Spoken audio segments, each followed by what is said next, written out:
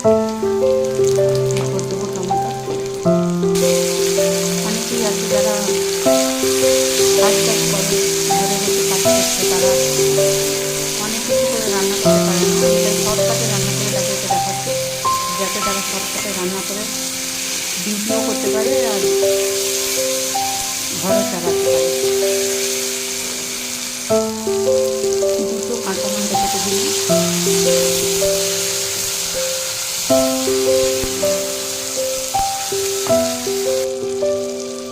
নুন আর হলুদ দিয়েছি।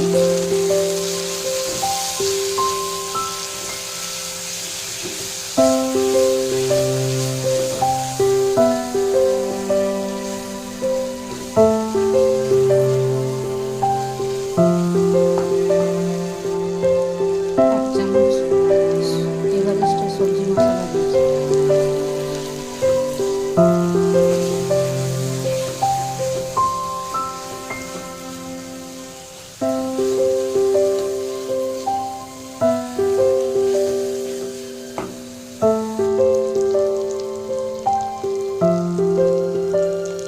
এক কাপ জল দিলাম।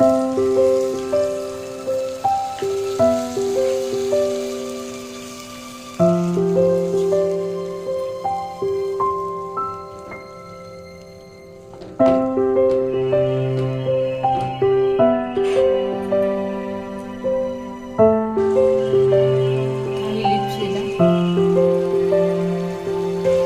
একটু সাদা বড়ি দিলাম, একটু বয়েল করে নিয়েছিলাম ডিমের সাথে। সাদা বড়ি দেখতে নিলাম বড় বড় ঘাসের মতো, কিন্তু ঘাস নয়, বড় বড় ডাঁটার মতো। খেতে খুব ভালো লাগে, সেহেতের জন্য খুবই ভালো। তরকারি হয়ে গেছে, স্টোভ বন্ধ করে দিয়েছি। মানে থাই পাতা, উপরে একটু থাই পাতা দিয়েছি, লিপস দিয়ে থাই লিপস দিয়েছি, আর উপরে আছে আলাপিনো, মানে কাঁচা লঙ্কাই আলাপিনো বলে, ওই ঝাল নেই, মিষ্টি।